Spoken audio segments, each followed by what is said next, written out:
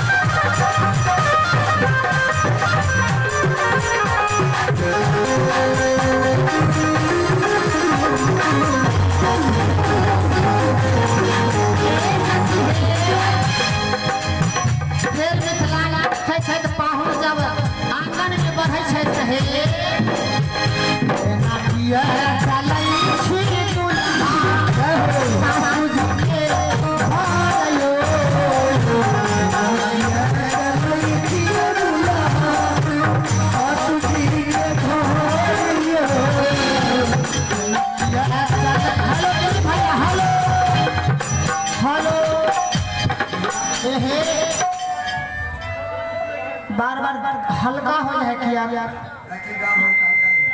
बैठक तो छे अहाँ के बराती के स्वागत में अहाँ बच गेल छलिए कि एना किया चल सासू जी के भायो एना किया चलै छी सासू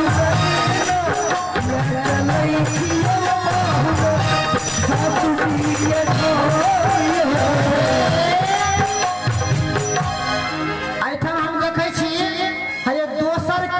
के जमा के हंसे में बर छे 5-7 गो छे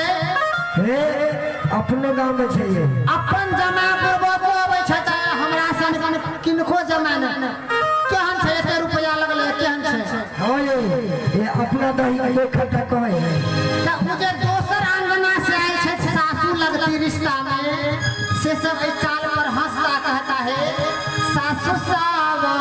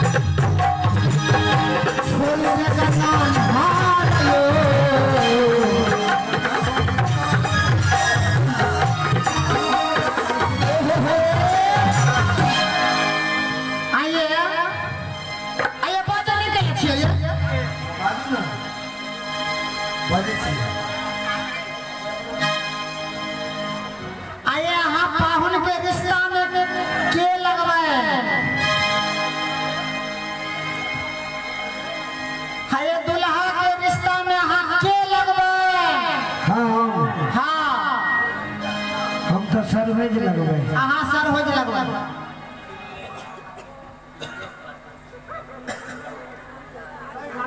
हाँ प्रियेश जी परसा जे पाहुन के अंगना में कहे से नहु आवे तो 100 रुपया देलखिन प्रियेश जी परसा निवासी के कि हमर पाहुन 1 लाख के झोली में भर दे। बोलिए दुल्हा की आए हम तो सर हो जे लगवन नया लगतार सन है देखे छे बेउतिए है तोर का बियाह है के लिए आहा के लगवे बउआ आहा आहा सार लगवे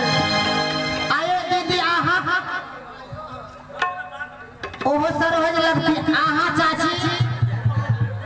सासू लगती है और सासू सब नहीं कहता कुछ लेकिन हम तो नहीं छोड़बे आहो सारा हो जा दुल्हारी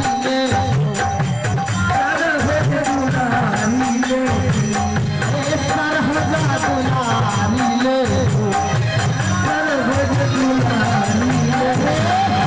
ना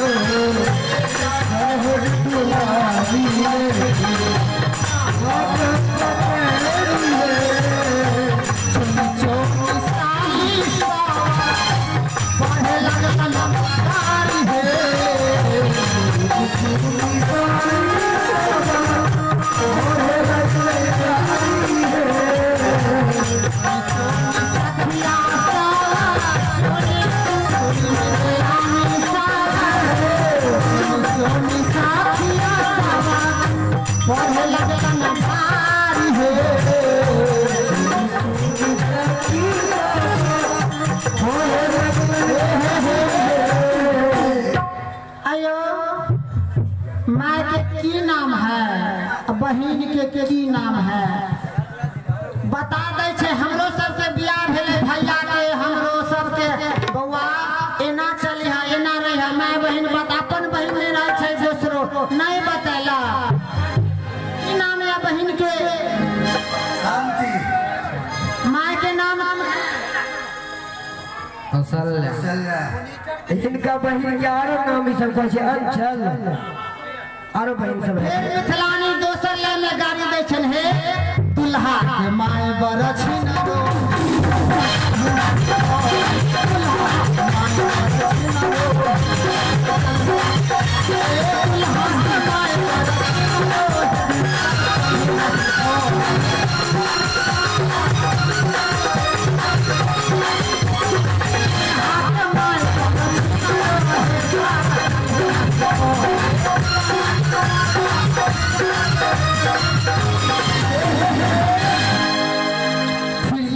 बेटा जन्म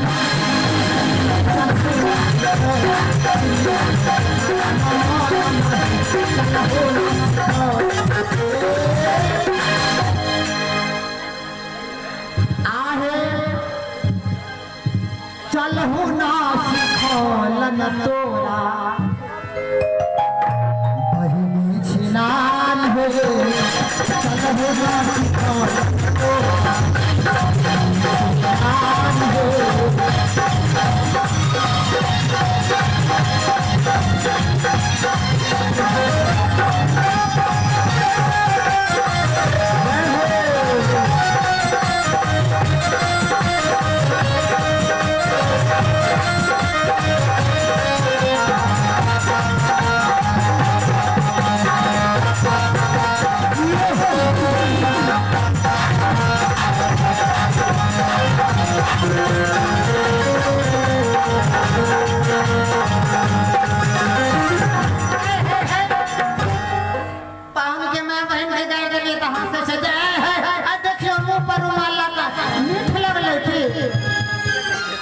ससुराल में गाड़ी नीक लगे छे